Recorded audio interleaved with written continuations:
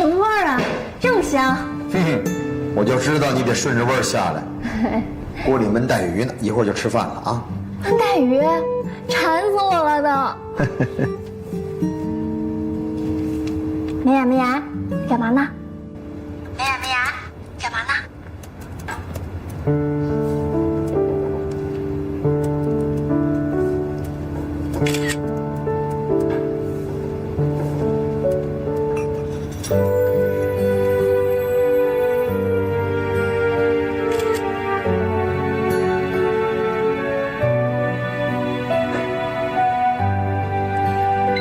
你等着，我一会儿给你送宵夜去。哎，思雨思雨，我要吃那个小江南的醋扒阳春面，还有虾饺油淋仔鸡啊，谢谢了啊。哎，你干什么去啊？不吃鱼了？是，一会儿我打包。我说你这人真行，哎，你真不客气啊！这我朋友来给我送饭，有你什么事啊？哎，他刚明明说是过来给咱们送宵夜的啊。好，吃货。李哥，来。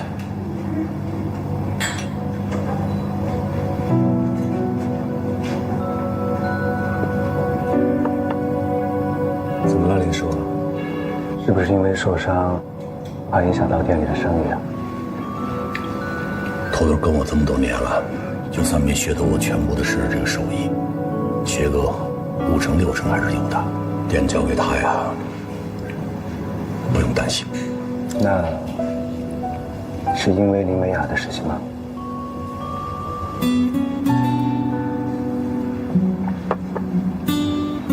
李多，你说欧阳这孩子怎么样啊？欧阳，林叔的意思是说，欧阳和美雅之间会有什么事儿吗？小雅这孩子呀，从小特别的听话，任何事情都不马虎。可这次啊，他去欧氏集团工作，说是去什么产品研发部，结果后来我才知道，欧氏集团的产品研发部根本就没在本市，他也没去什么产品研发部，而是给欧阳去做秘书去了。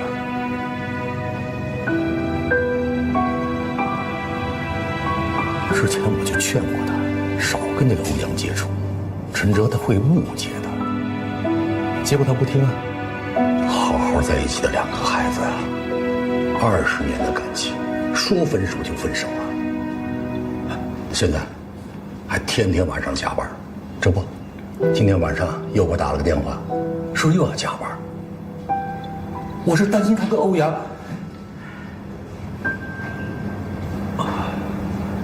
我知道，你跟欧阳是好朋友。其实我也不是说欧阳这小伙子不好，我这不是担心美雅吗？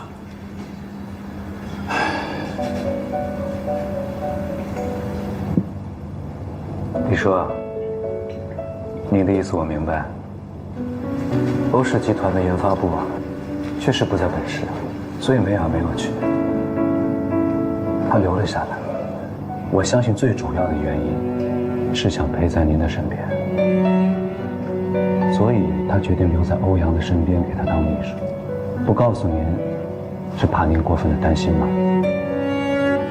据我所知啊，这段时间他们手里有一个策划案，这个策划案比较重要，所以他们的压力非常大。既然他们说现在在加班，就一定是在工作，绝对不会有其他的事情。这一点，叔叔您就不要担心了。至于说到欧阳，你别看他平时不太靠谱，但是他呀，做事做人还是有自己独特的原则性的。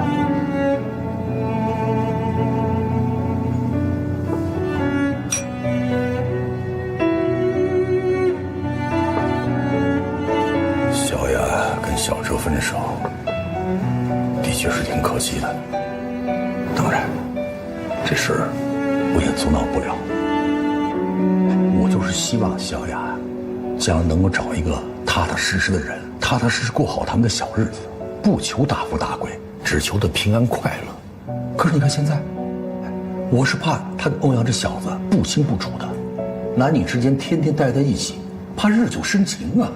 万一他们之间要是发生什么，我这都不敢想啊。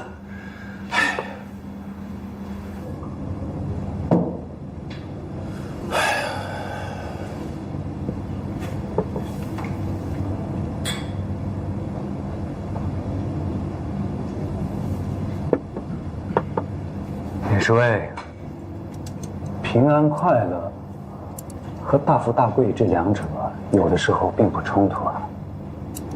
美雅是您的女儿，现在的林美雅已经是个成年人了，做任何事情她会有自己的判断和自己的抉择。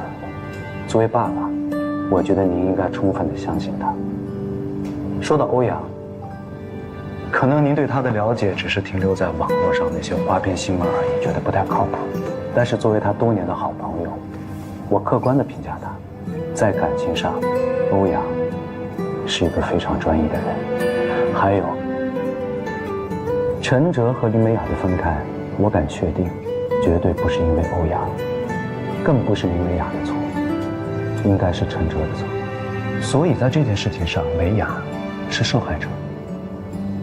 在这么关键的时候，你说，作为爸爸，你应该多理解他，多关心他，应该帮助他，让他赶快从这段失败的感情中走出来。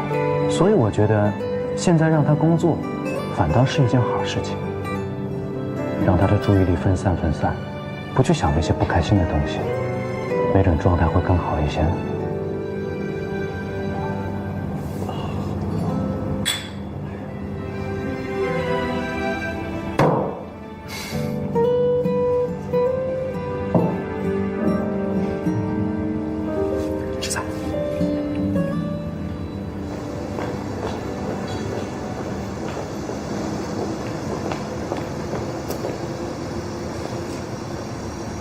我都到家了，你还跟着我干嘛呀？黎东吩咐过了，让我必须看到你进门才可以离开。那你看着吧。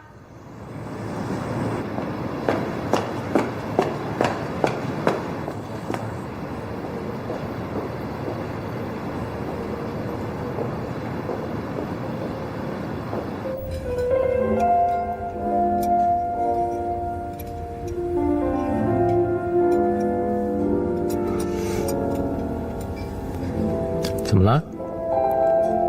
胃口不好？还是在担心发布会的事儿？哎，没想到他真的拿了一个方案出来。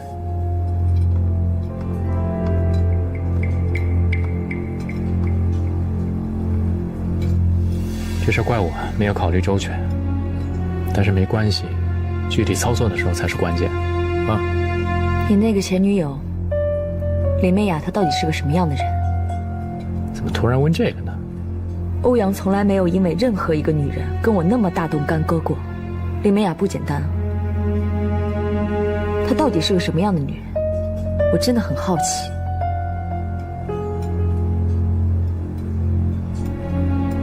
咱们先不说这个了啊，眼下最重要的还是发布会。一旦欧阳成功的把发布会开起来了，你爸就有理由让他顺理成章的进入董事会，到时候你的局面就更被动了。但是你放心，我不会让他成功的。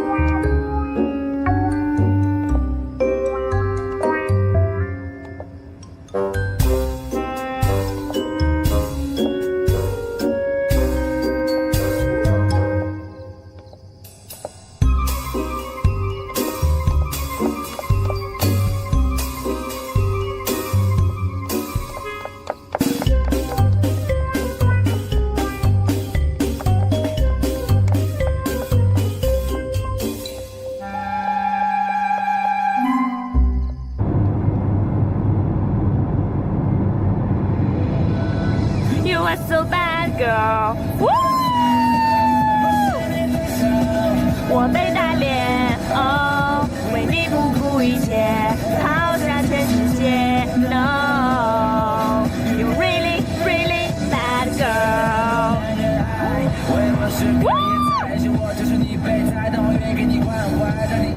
好的，欧总。谢谢。徐小姐，您可以上去了。谢谢。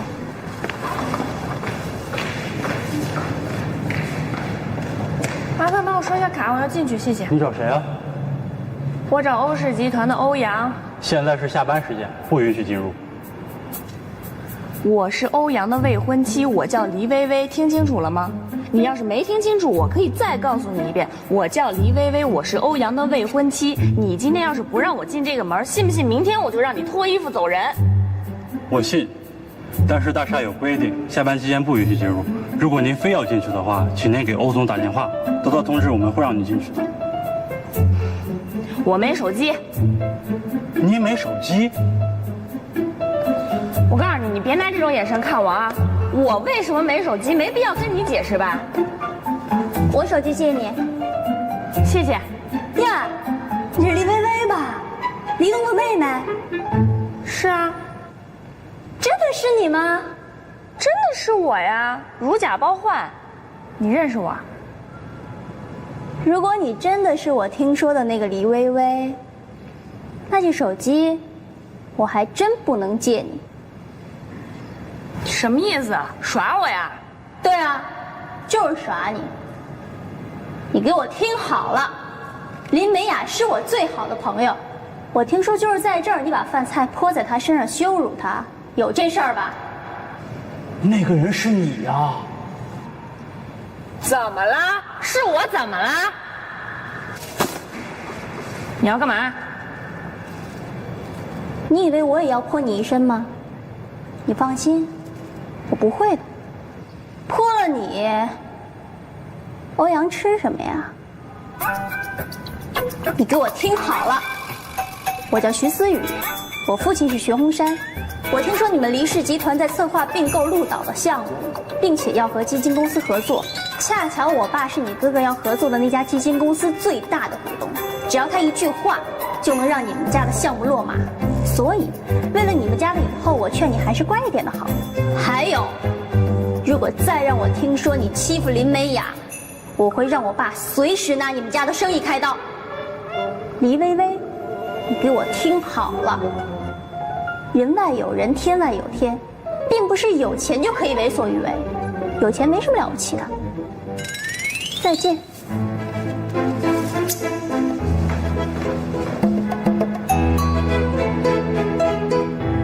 看什么呀？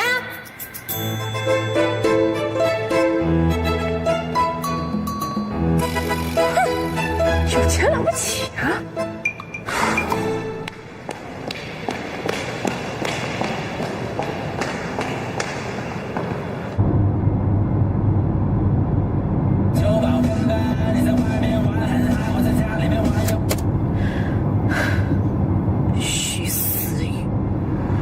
记住你了，你这个贱人，给我等着！总有一天，我让你和林美雅都吃不了兜着走。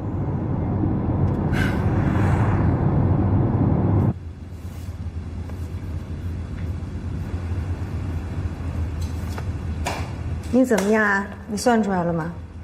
啊，不行了，不行了，饿得我眼睛都近视了。我还头一回听人家说能把眼睛饿近视了。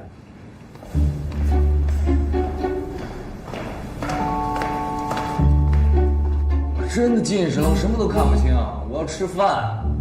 欧阳，这是几？5、3、2。你不会把眼睛离电脑远点儿？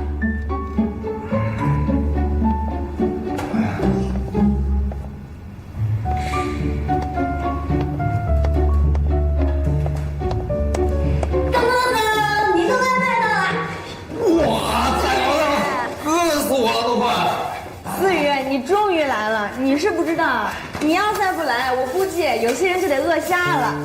哇，都是我爱吃。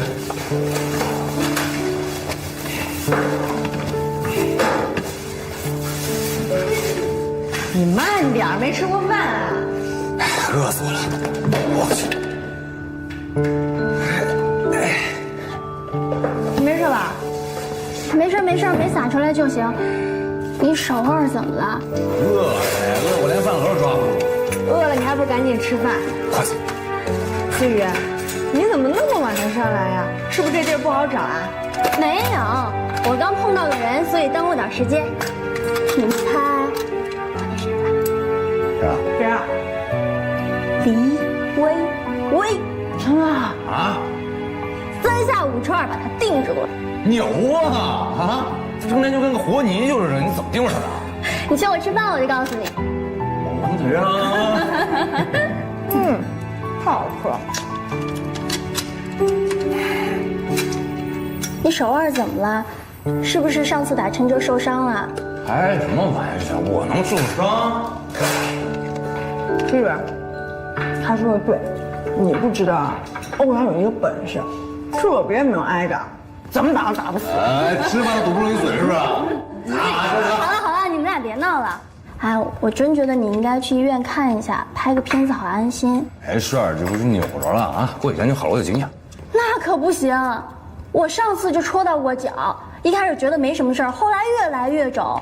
到了医院，医生告诉我，我要是早点去，就不会发生到这种情况了。伤筋动骨100天，你们俩工作正是关键环节，万一关键时刻掉链子了怎么办啊？你不是还要打拳吗？啊，行，咱先吃饭行不行？吃完饭咱就奔医院啊。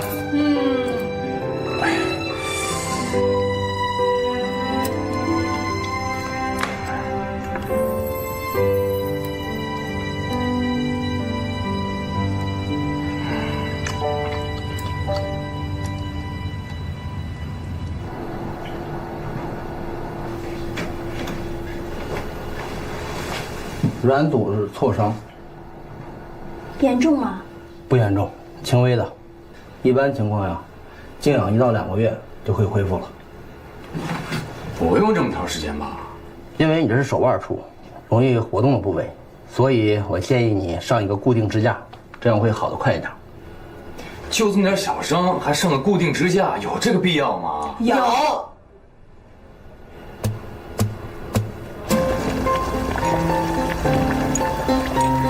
把我弄成这样，你们俩满意了？医生说这样好得快。对啊，你就踏踏实实当你的病人，好好养病。欧阳，工作方面呢，你就不要担心了，连命是我会替你分担的。你们俩真应该凑一对说相声去。真的吗？我也这么觉得。我说思雨，你刚才去公司给我们送了那么多吃的，你还没吃饱，还能吃得下去啊？欧阳，这个女孩子呢，你真的是太不了解了。天有多大，我们女孩的胃就有多大，是不是思雨？是。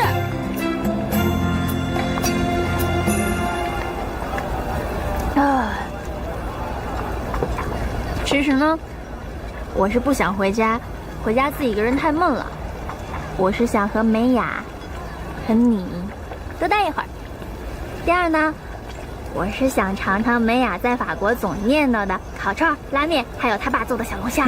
现在呢，烤串和拉面我吃到了，我什么时候才能吃到你爸做的小龙虾？随时都可以。只要你的胃真的跟天那么大，我现在就可以带你回家，让我爸炒小龙虾给你吃。就这么愉快的决定了，今晚去你家。完美。你们俩真把我当摆设了，干杯也不带着我。还有啊，你们俩真行，我就这么点小伤，把我弄成这样，这要去公司见那些同事，我怎么见人啊？这得多傻呀！傻吗？傻。马上就让你不傻。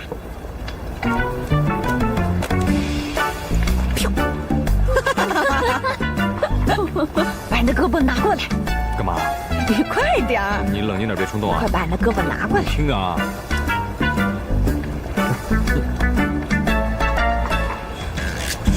别动！你就怕啥？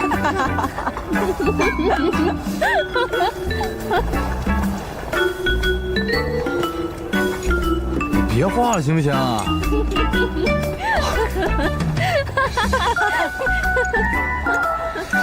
你来。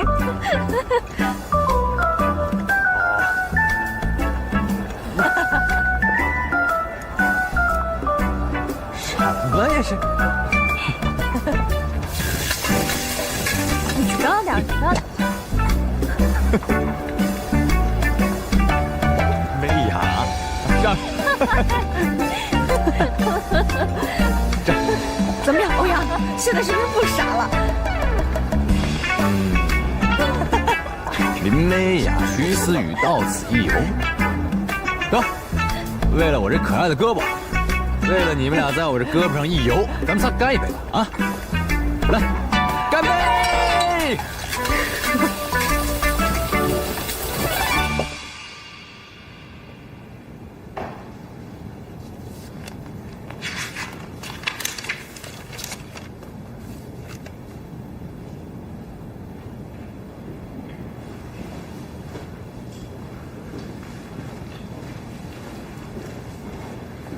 欧阳，过来。爸，你还没睡啊？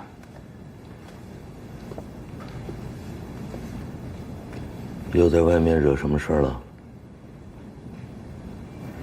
没惹事儿，我就不小心扭了一下，没事。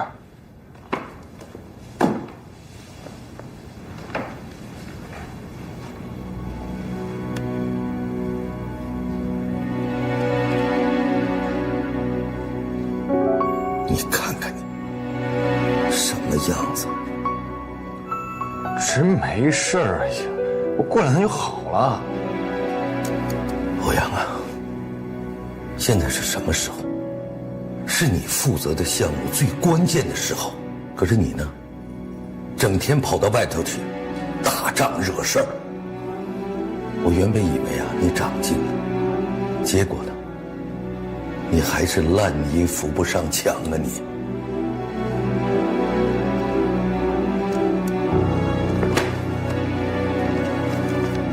是我是烂泥，我是扶不上墙。那你直接让我烂在地里算了。你说什么？你再说一遍。再说一遍。我累了，回去睡觉了，明天早点休息。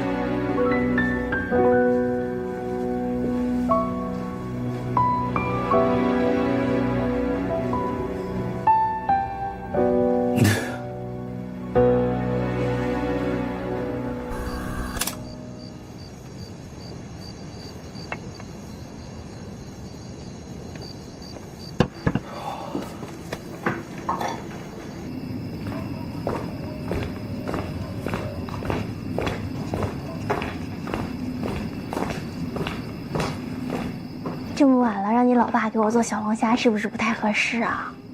都走到家门口了，你还跟我客气什么呀？今儿高兴，喝一杯呗。你还喝？我可不敢让你再喝酒。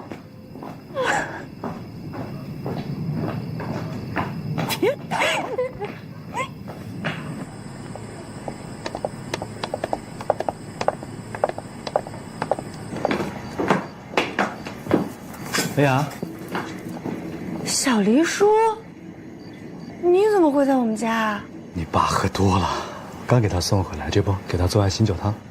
哎呀，思雨，你先在这坐会儿啊，我去看看我爸。嗯，好。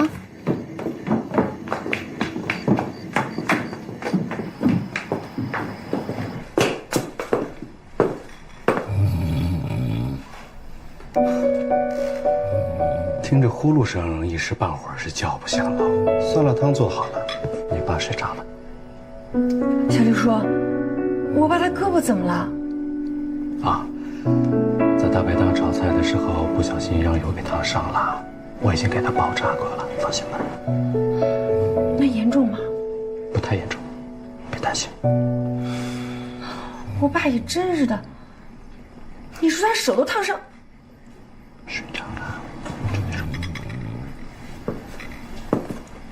手都烫伤了，还喝那么多酒。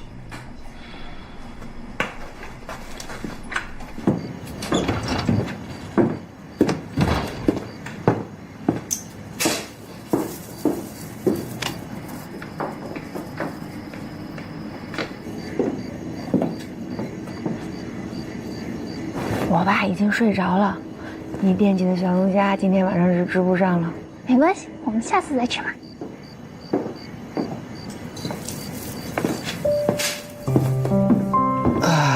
爸睡着了，你俩有口福尝尝我的醒酒酸辣汤了。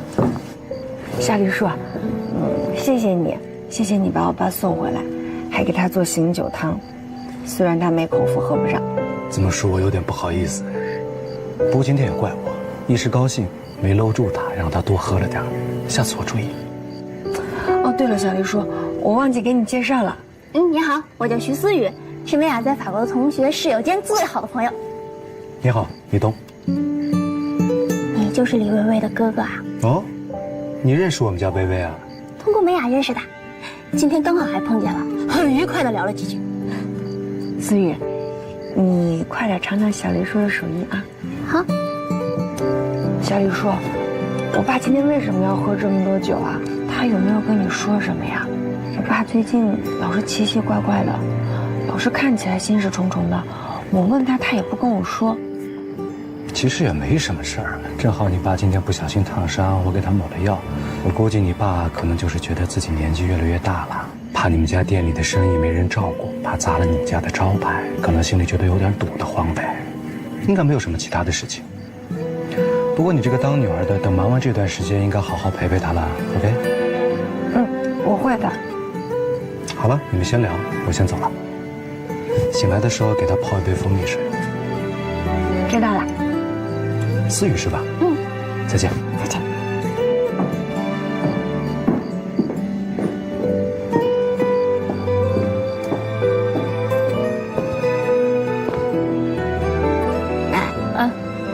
你看什么？小黎叔不仅长得帅，厨艺还很棒。那是。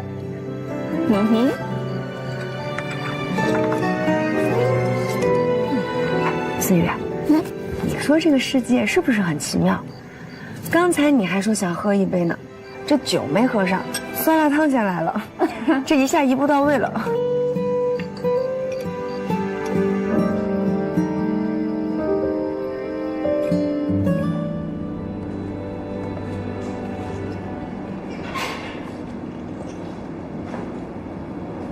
你好。哎，你谁呀？你找谁呀？你有什么事？我是 B 座1701的户主啊，你就是前2天出事那家是吧？我想看一下那天晚上监控。你要看那晚发生的事是吧？哎，来。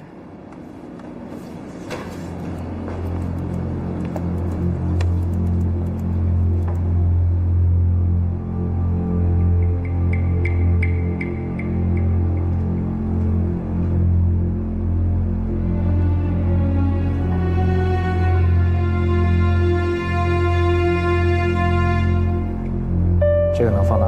可以，没问题。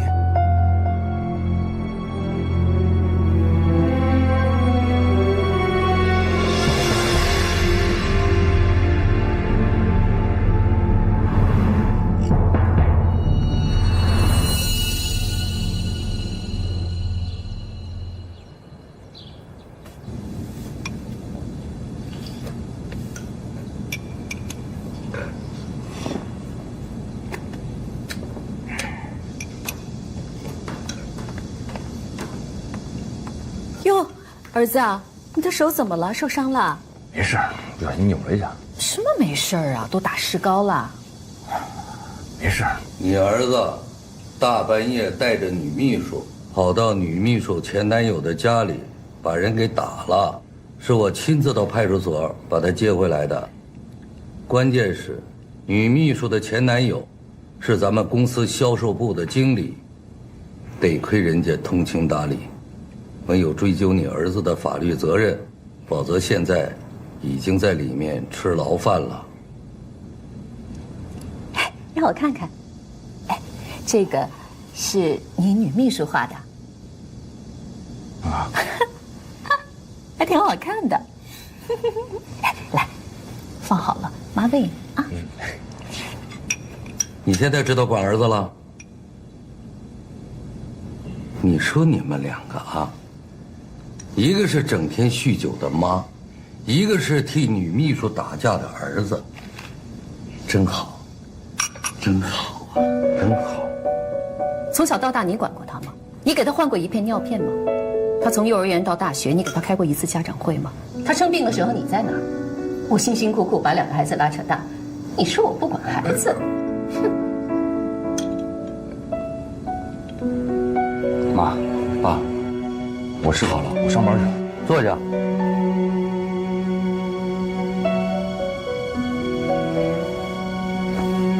你手里的项目啊，我会告诉欧瑞，让其他人接手，你不用负责了。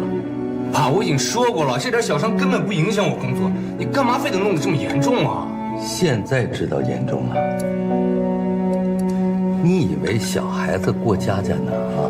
我怎么就过家家了？你知道我为了这个发布会付出了多少吗？我每天熬夜加班，就是想把这件事办好。加班就干这个？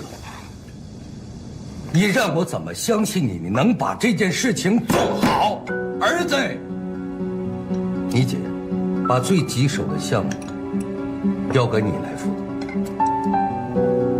她就是看你笑话，你知道不知道啊？让你在整个集团没有立足之地，让你无力跟他争夺总裁的位置，你知道不知道啊你啊？我姐为了这个公司付出了这么多年，这个位子本来就应该是她的。你这么做对她公平吗？你连我的方案看都没看，就认为我办不到，你这对我公平吗？这个世界上什么事儿是公平的？你是我儿子，欧氏集团唯一的继承人，这一点你一定要时刻记住，啊！一会儿啊，我去公司开个高层会议，我通知大家，你不再负责这个项目了。还有，这个会议你不许参加。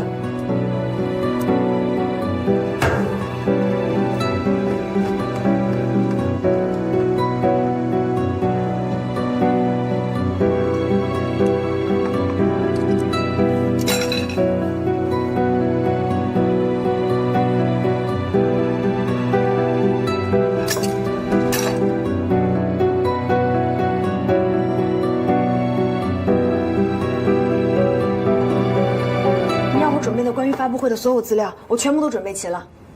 把所有资料带上，跟我去会议室。哎，等一下，到底怎么了？今天不是没有会吗？我爸召集了公司所有高层，正在开紧急会议。出什么事儿了？他想把我换掉，让别人来负责这次活动。为什么呀？我们的方案不是已经通过了吗？通过有什么用啊？他还是觉得我做不了，也做不好。李敏啊，你相信我吗？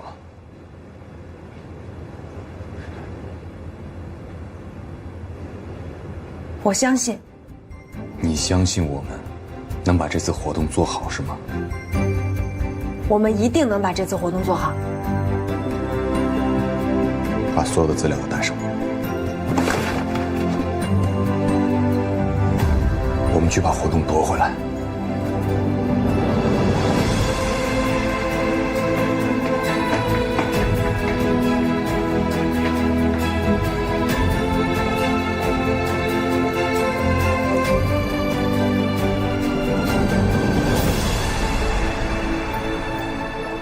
关于公司下半年新品发布会的活动，我有件事要宣布：欧阳将不再参与这个项目的任何事宜，改由其他人来负责。董事长，欧阳负责这个项目是全体高层表决通过的。您突然间说要换人，可项目已经推进到一半了。换谁来接手都需要一个周期，影响了进度，谁来负责？欧阳手臂受伤，需要静养。手臂受伤并不影响项目的正常进行，这个理由我们不能接受。我是集团的董事长，我对公司的事务拥有最终决策权。这件事情就这么定了，希望欧总赶紧指定新的项目负责人。不用找新的项目负责人，我是绝对不会把这个案子交出去的。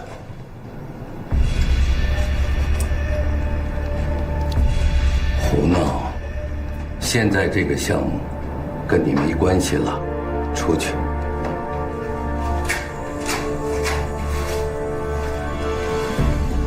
大家看见了，我的手什么事儿都没有，就这么一点小伤，我不需要休养。刚才总裁说的没错，现在更换项目负责人会影响进度。再说了，我只是手腕受伤，完全不会影响项目进行。而且我们在前期已经做了大量的准备工作，所以，我有信心能把这个发布会办好。这个发布会是今年公司下半年最重要的活动，你以前从来没有过这方面的经验，再加上你受伤，如果因为你的伤势影响了这个项目的运作，你能负这个责任吗？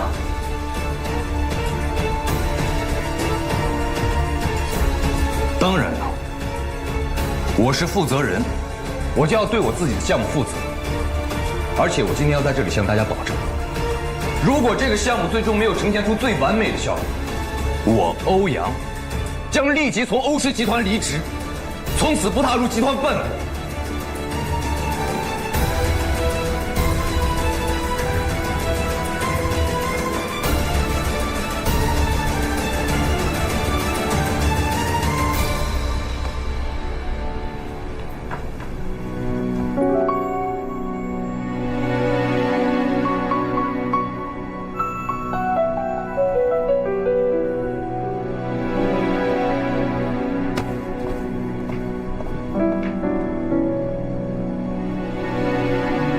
散会吧。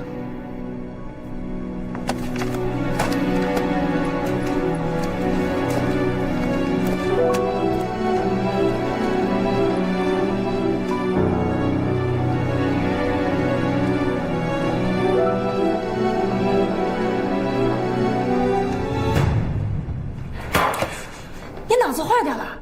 要抢回项目也不用说这么严重的话吧？你知不知道这后果有多严重？你能负这个责任吗？我能。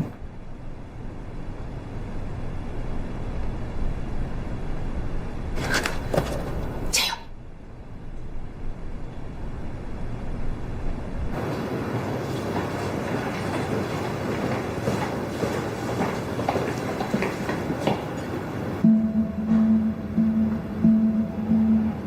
爸，过来。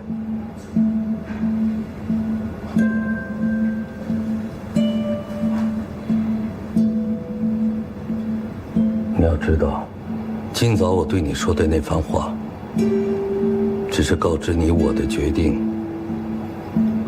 你没有跟我讨价还价的余地。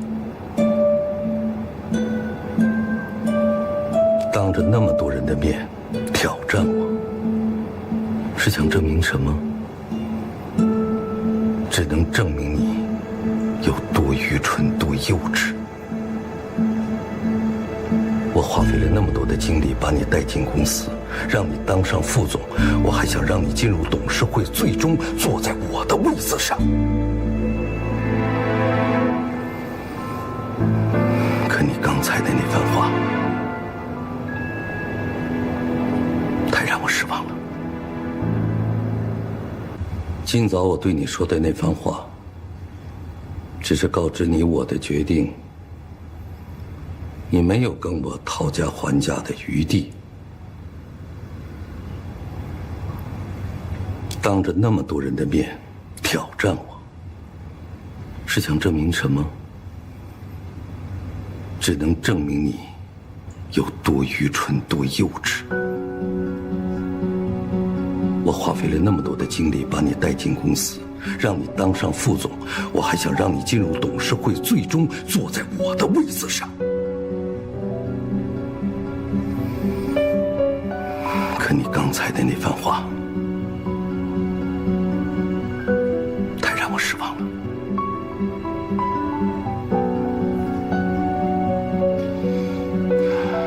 爸，首先我要跟你说声对不起。但是我有手有脚，我总不能让您一直背着我走路吧？你为我选的路，总有一天我要自己走下去。就算是我走错了、摔倒了，甚至摔得头破血流，我也请求你能不能就这样的默默地看着我就好。我真的需要这次机会，在你面前，在我姐面前，在所有人面前证明，我欧阳绝不是一个无能的弱者，更不是一个烂泥扶不上墙的人。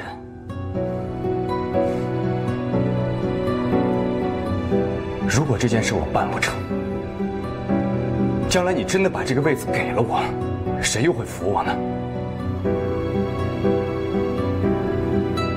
你又真的放心把欧氏交给我吗？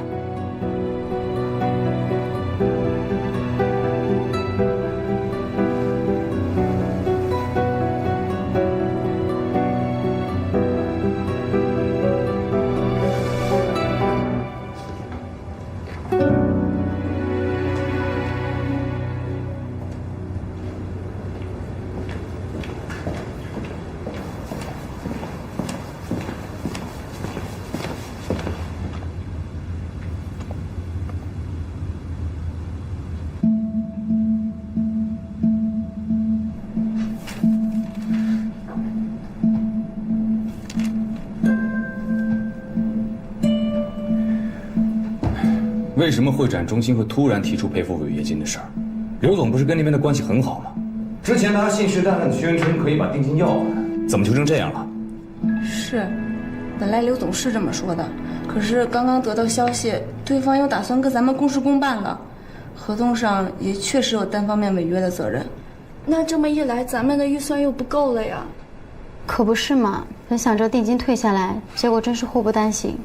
这绕来绕去又绕回到钱的问题上，这不等于回到原地了吗？资金不够，怎么能落实具体事情啊？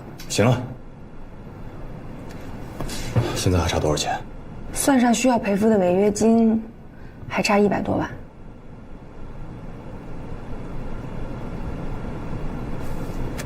OK， 钱的问题解决了。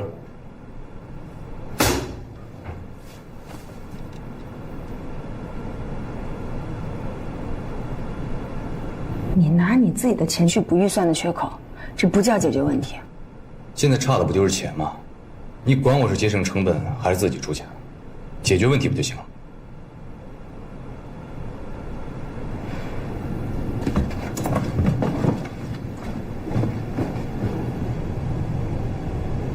继续工作。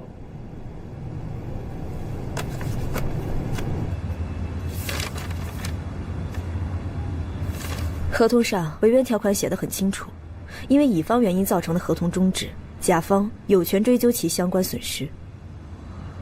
林秘书，这件事情我真的无能为力。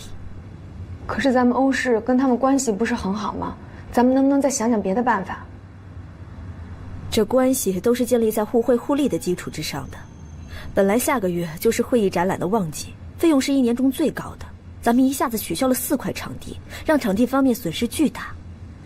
这个已经不是用关系就能解决得了的了。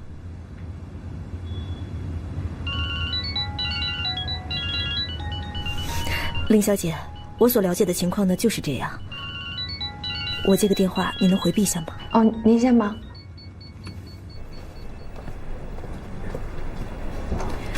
我给你打电话发信息，你为什么不回我？你是不是又跟那个女人在一起？我跟你说了很多遍了，房子我不要，孩子是我的，是我生的，你凭什么连这个也要抢走？是谁背叛了这个家庭？是谁背叛了这段感情？我跟你在一起5年，这5年，你为这个家付出过什么？我告诉你。我绝对不会让别的女人养我的孩子，你想都别想！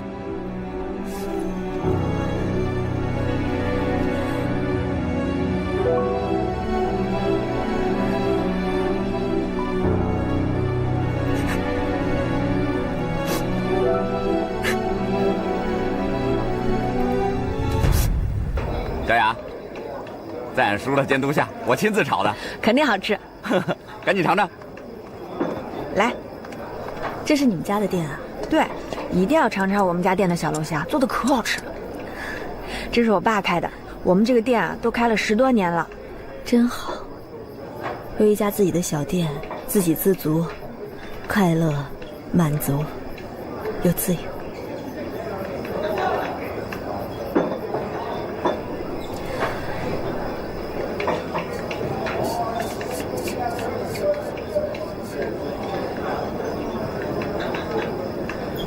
你也听到了，我和我先生最近在争夺孩子的抚养权，让你见笑了。刘总，我从心里觉得你特别伟大，事业能做得那么优秀，还能为家里付出那么多，我从心里真的很钦佩你这样的女人。你放心，你的事情我保证，我绝对不会告诉任何一个人。谢谢你，薇娅。刘总，不管你以后遇到什么样的事情，开心的，不开心的，只要你想跟人说话，想跟人分享，你就来大排档找我，我陪你小酌几杯。没有什么样的事情是一顿小龙虾解决不了的，如果有，我们就再来一份小龙虾，我们家小龙虾管够。好，干杯。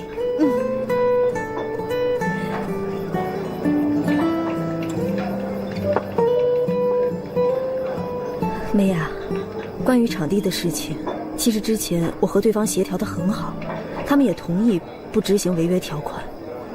可是，当我去到场馆和负责人取消合同的时候，中途他们接到一个电话，回来之后就摆出一副公事公办的样子，之前的口头协议全部作废。是有人给他们施压了？如果这样，您那边是会有损失的。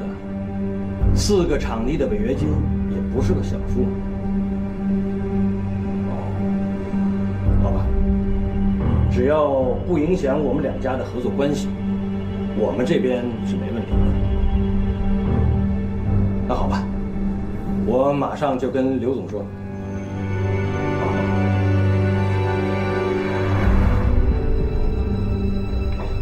是欧瑞。薇娅，明眼人都知道，欧瑞从一开始就故意为难欧阳。哎，我跟你说这个干嘛？这是他们的家事。你呀，要想在欧氏干得长久，一定要记住明哲保身，做好自己的事情就够了。来。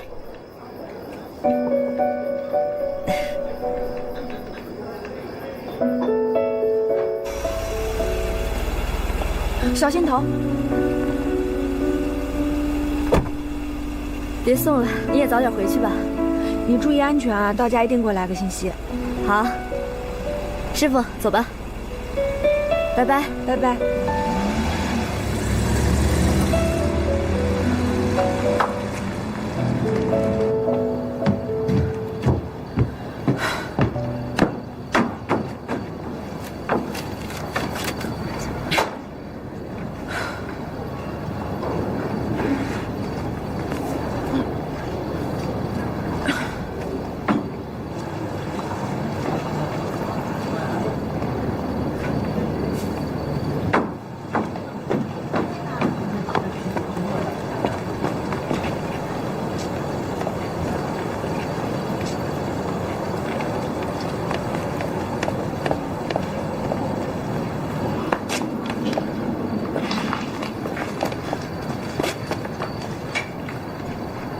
我问你，你最近是不是以工作为由，从早到晚的缠着欧阳？哎，你还要不要点脸？就那么喜欢破坏别人的感情，难怪被你男朋友甩了。谁受得了自己女朋友成天跟别人眉来眼去的搞暧昧？我说李薇薇，你能不能以后没事干多看点书，学点新词儿，别老一套话翻来覆去的反复说，我听的耳朵都要腻了。如果你能把你猜疑和嫉妒的劲儿全部都用到工作上，我相信你能成就一番大事业。你说什么？你说什么？我嫉妒你？哎，你哪来的自信啊？应该是你嫉妒我才对。哦，是，我是没有你有自信。我穿成这样，这是我们黎家的传统。我每周我都来这儿干活的。那你知道为什么黎家会有这样的传统吗？我看你根本就不明白。我听说前几天你在欧氏集团遇到了徐思雨，知道自己为什么会完败吗？你们同样都是有钱人家的孩子，知道差距在哪吗？在哪儿？我跟你说了，你也不明白。李薇薇，我告诉你，人外有人，天外有天。如果你再不做出改变，你就永远都是坐井观天的癞蛤蟆。没牙啊！疼！劲儿怎么这么大呀？可能你不知道吧，我在巴黎留学打工的时候，100磅一袋的面粉，我一天能扛好几10袋。高尔夫球场的装备，只要我背上了，我一天都可以不卸下来。你跟我比力气，你不自讨苦吃吗？所以我劝你啊，以后别没事干老跟我动手动脚的，省得伤了你自己，听明白了吗？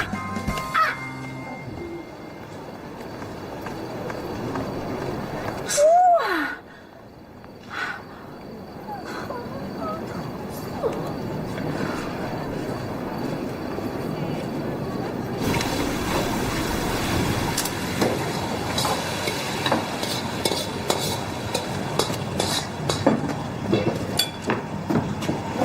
爸，你怎么又喝酒啊？我跟你说话呢，你别装听不见。小雅，爸问你，咱能不能不在那欧式集团干了啊？哎呀，为什么啊，爸？你是不是看我最近天天加班，身体受不了？我跟你说，爸，你女儿我强壮着呢，我一点也不累。成天给欧阳端茶倒水、打扫房间、收拾屋子，你能不累吗？你都知道了。小雅，爸爸辛辛苦苦挣钱送你到国外读书，不是回来让你当秘书伺候人的。爸，我一开始去欧式应聘的是产品研发部，可是产品研发部不在本市，在外地呢。你说我这大老远的从法国跑回来，我就想在你身边多陪陪你。正好欧阳身边缺一个行政助理，我就去了。还有啊，行政助理的工作啊，不止你刚才说的那些，还有好多呢。记录会议、收发文件、管理档案。虽然干的事情很杂，但是对于我来说是一个特别好的学习机会。而且我本来也没打算放弃我的专业，我现在的工作都只是暂时的。好，那我问你啊，欧阳，一个欧式集团的副总裁，他连个秘书都没有吗？啊，你说你，一没有这方面的工作经验，二没有人脉关系和背景啊，为什么单单就选你呀？爸怕是你受骗呐，你知道吗？你天天在他身边，爸爸觉得是不安全，你知道吗？小雅，爸不求你什么大富呀、大贵啊，只要你能踏踏实实的，爸爸就知足了啊。爸，别人这么想我就算了，你也这么想我啊？你女儿我就是这样的人啊。我和欧阳一点不正当的关系都没有，我们是再正常不过的上级和下级的关系。我们每天晚上加班，纯纯粹粹、的的确确都是在为了工作。你要非这么想我，那我也没办法。小雅，爸最后再问你一次啊，咱能不能把那工作给辞了呀？我不。为什么不能辞了这工作呢？哎呀，那为什么一定要辞这个工作呢？爸，欧阳现在的工作遇到了很大的麻烦，我如果在这个时候辞职了，那我就太不仗义了。你说是不是？哎呀，不许喝了。好了爸，你不要再担心我了，没什么事儿，你女儿我好着呢。不许喝了，没收。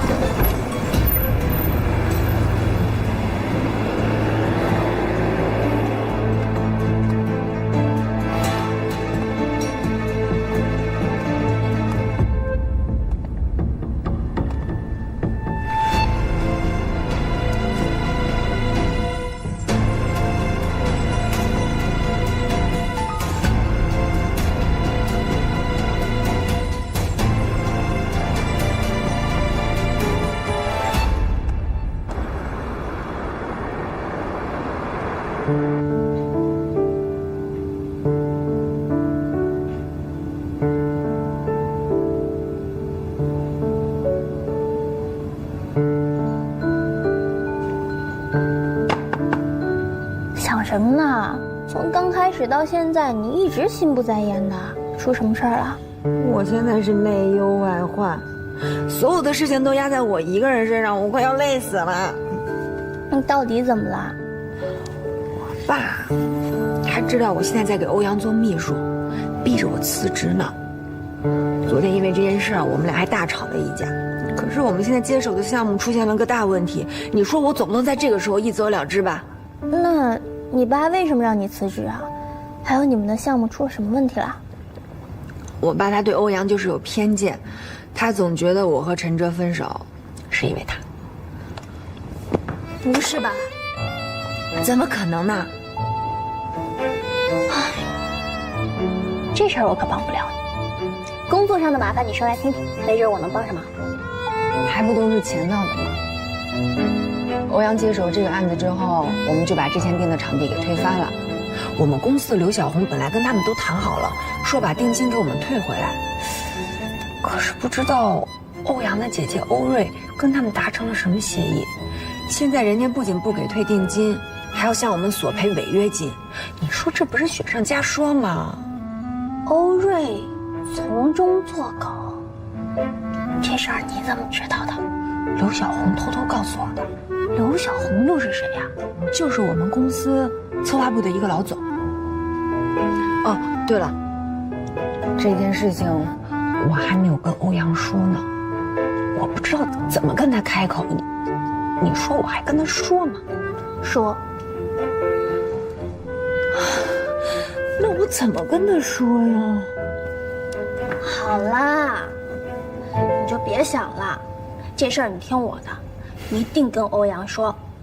这事翻篇了，咱不提了。这样，你先告诉我场地费要多少？100多万。你回去告诉欧阳，这钱我借他，先把资金缺口给堵上。天哪！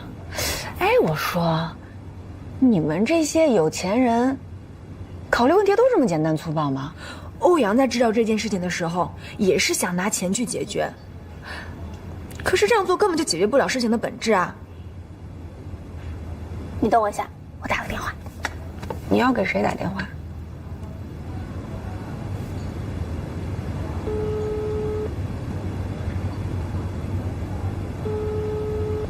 喂，爸，我有件事儿想跟您商量一下。我最好的朋友林美雅，您知道的啊。她现在手里有个项目，是跟会展中心签订的4块场地租赁合同，可是欧氏集团那边要临时换场地，所以会展中心要追究他们的违约。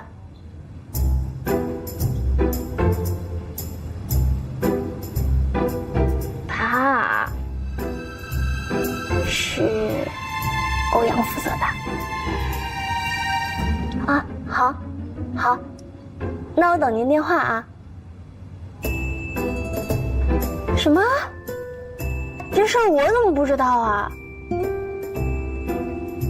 算了，思雨，你别为难叔叔了，没关系的。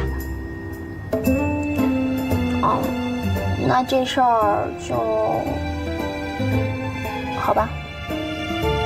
哎呀，没事的，没事的，思雨，真的没事，你千万别难受。你能为了我的事情给你爸打电话，我真的已经很感动了。这件事情你不要再管了。你笑什么呀？你别笑嘛！你说你刚回来没多久，光忙前忙后忙我的事儿了。你笑什么呀？我也在想法，连你都被我骗了。我告诉你啊，我爸在电话那边说了，他去年收购了会展中心的部分股份，他现在是那儿最大的股东，而且他还向我承诺，他不仅不会追究你们的违约，还会把你们之前交的定金全部退还给你们。我的天哪，徐思雨，你简直太棒了啊！谁最帅？徐思雨的爸爸最帅。谁最美呀？徐思雨最美呀。谁最帅？徐思雨的爸爸最帅。谁最美？徐思雨最美。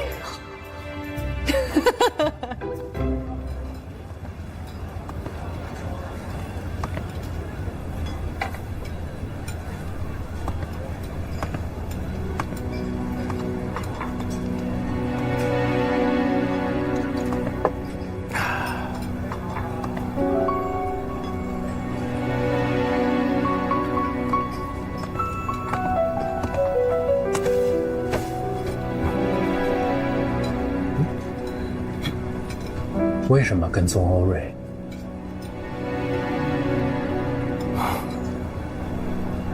小伙子，你认错人了吧？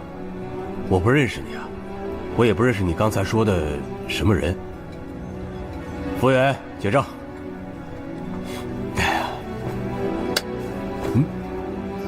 着什么急啊，叔叔？菜还没吃完呢。你谁呀？你想干什么呀？我不吃了，我走还不行吗？这，松手！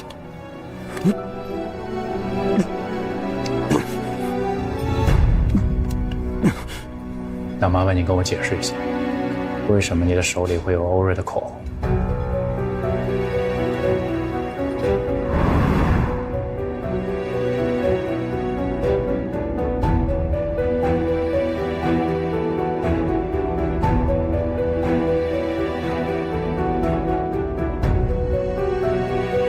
会计，这样往回倒一下。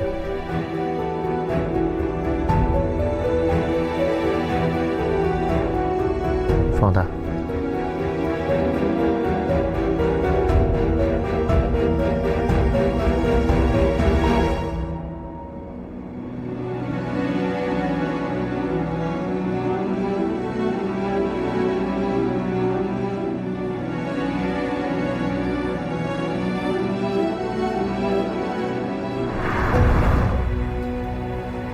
芳华国际、枫叶餐厅、欧氏集团的停车场的监控录像里面都有你，铁证如山。还是说，你想我打电话给警察，您去派出所解释一下？这是我捡的，又不是我偷的，凭什么让我去派出所啊？好，那您跟欧瑞解释一下。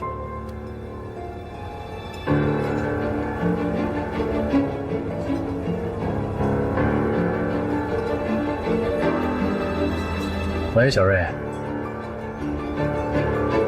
我今天遇到一个熟人，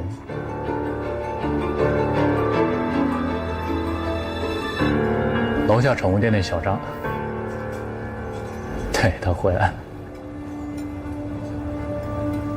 哎，晚上你想吃什么？我去买。拜拜。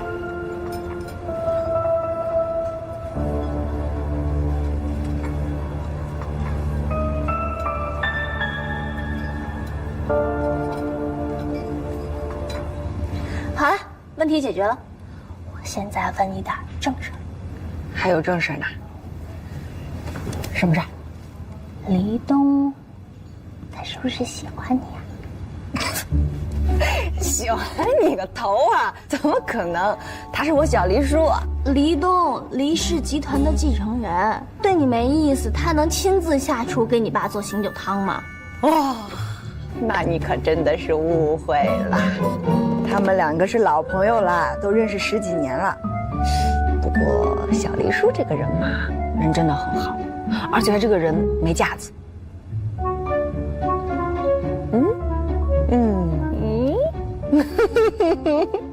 你是不是看上他了？你别说，我觉得你们俩真的很般配。要不要你贿赂贿赂我，我给你们俩撮合撮合？你想什么呢？我是让你考虑考虑他。你想什么呢？他是我小黎叔。小黎叔怎么了？看起来也没比你大多少，而且又成熟又稳重的。那你觉得他那么好，你跟他在一起啊？我看你们两个人呢门当户对，在一起正好强强联手，真的很般配。我告诉你啊，我这辈子都不可能有黎薇薇那样的小姑子。我也告诉你，我下辈子、下下辈子、下下下辈子、下下下下下辈子也不可能有黎薇薇那样的小姑子。昨天晚上我还骂她是癞蛤蟆呢。真的？怎么样，过不过瘾？虽然我这个人平常挺没用的吧，但是关键时刻我跟你说我可厉害了。跟我说说那天怎么回事？就是这样的，你听好啊。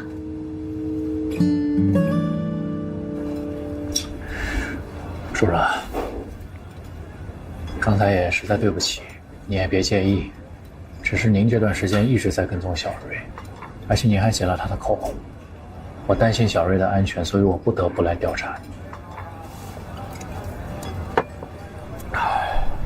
本来呢，我也不是那么确定，直到咱俩面对面坐了那么久，我觉得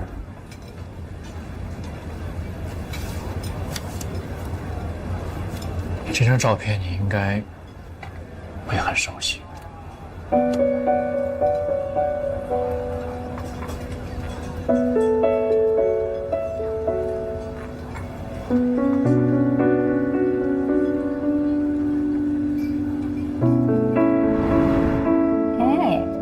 然后你说擦什么颜色？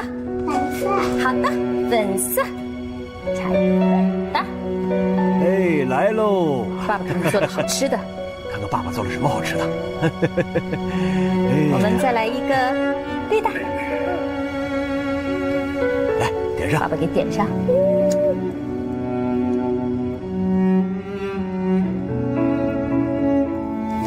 哎，好了，来。哎。预备起！祝你生日快乐！祝你生日快乐！祝你生日快乐！祝你生日快乐！嘿，来吹。真大！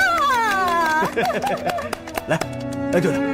拍照啊，好，哎，准备好了，来，来喽，来喽，快，来，来看镜头，哎，看着镜头，1、2，耶！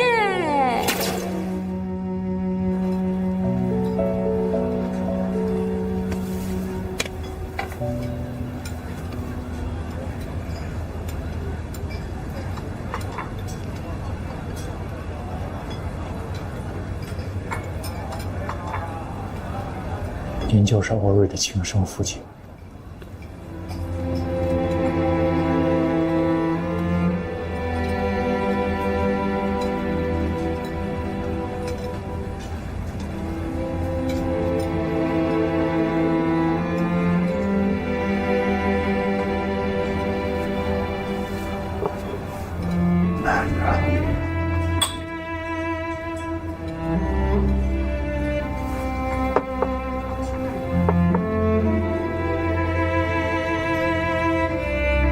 我在监狱待了20年，20年，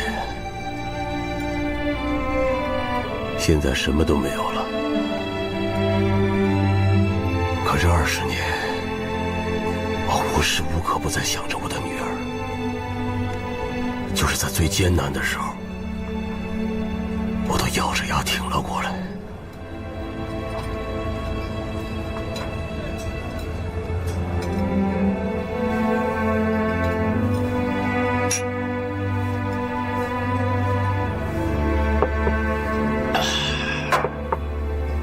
但是叔叔，您现在都出来了，为什么不去找小瑞？她现在是欧长林的女儿，欧氏集团的总裁，而我呢，一个刚刚刑满释放、脱离社会几10年的废人。你说我有什么脸面去认她？如果她知道了，养育她20年，现在称之为父亲的人，就是当年害他亲生父亲入狱的仇人，你说他该怎么办？他该怎么活？我宁愿他不知道。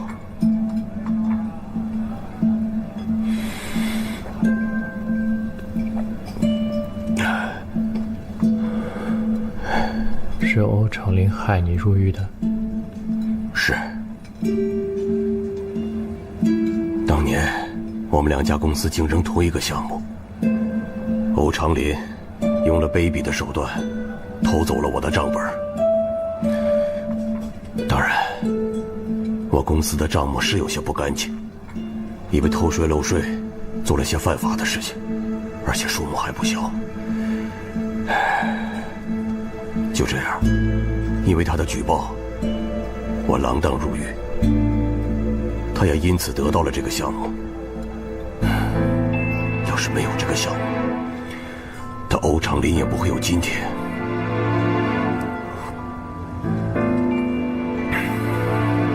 那你打算怎么办？就这么算了？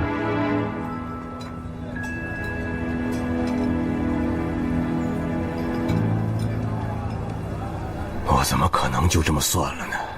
我女儿叫了他20年的爸爸，我恨不得撕了他。我要把他现在拥有的一切，一样一样的从他身边夺回来。我想看着他痛不欲生的样子，我想他跪在我的面前求我原谅他。可是我现在这个样子，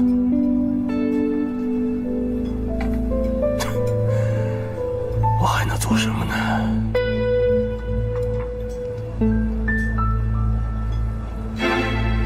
叔叔，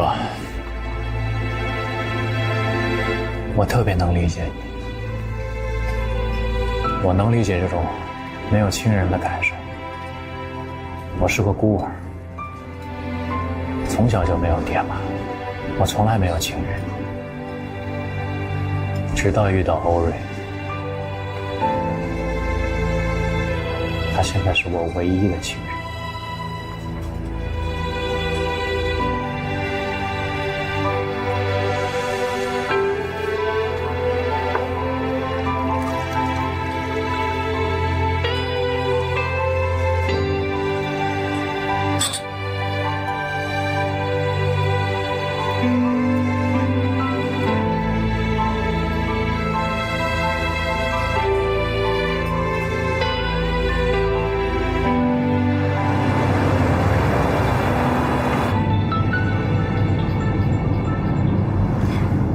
喂，王主任，有事吗？欧总，实在不好意思啊，我们还是决定不向贵公司提出违约赔偿了。之前不是说好的吗？你不用担心，即使欧氏赔偿违约金，我们之后的合作关系还是不会变的。啊，这个我清楚，只是股东那边下了死命令，不能让我们要你们1分钱，而且定金还要全部退还。我也没办法。好吧，对不起啊，欧总，就这样。王主任，你听我说，你别挂，这个事情我……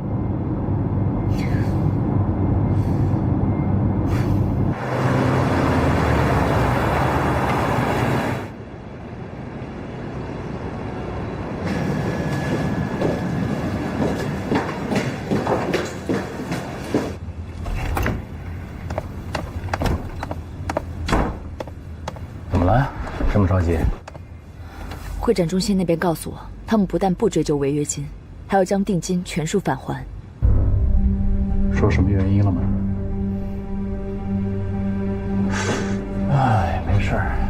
本来就算场馆那边不反悔，他自己也可以拿钱补上资金缺口。这部戏本来就不是为了姜思的。那是为了什么？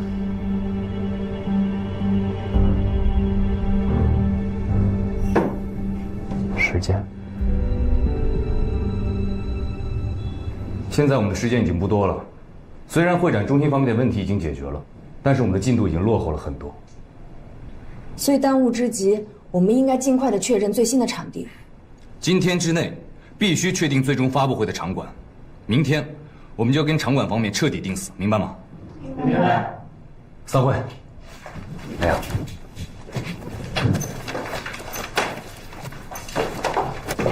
怎么会这样？哎呀，我们还是见面说吧。我跟欧总现在已经到了，就在大堂。这儿，我看到你了。哎呦，李小姐，哎呀，实在不好意思啊，哎呀，实在不好意思啊，欧总，昨天这个场馆已经定下来了，而且对方把定金都交了，你看要不要你到别的地方去问问？怎么会这样呢？我们前天不是还沟通过吗？那昨天你没交定金啊？再说这个时间段，是这个展会的高峰时期啊，热门的场馆很抢手的。你们怎么能这样做事情呢？应该跟我提前打个电话。赶紧给夏家打电话，我有种不好的预感。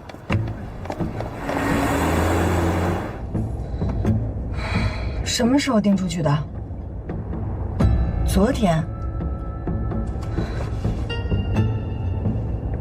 合同也签了，定金也交了。哦，好，我知道了，谢谢。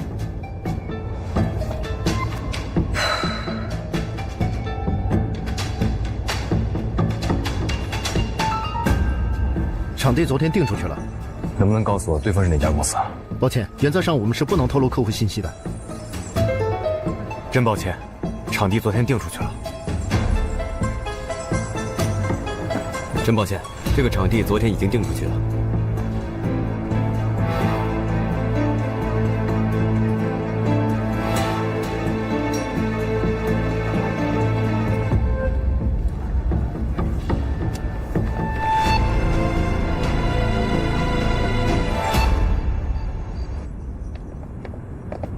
你不觉得这件事情蹊跷吗？怎么所有的备选场地在同一天之内都被定出去了？然后呢？我怀疑有人泄露了咱们的方案信息。方案在之前的高层会议上讨论过，知道的人多了。方案确实是讨论过，可是那些文案上并没有这些场馆的具体信息。咱们备选的这4个场所是在咱们团队的小会议里面指定的，也就是说，除了咱们自己人，没有人知道这件事情。你的意思是有人在我们的团队里安排了眼线？是。哎，你说实话，你是不是有什么事儿一直没跟我说？刘小红告诉我，之前的会展中心是要给我们退定金的，结果你姐给他们打了电话，他们就变卦了。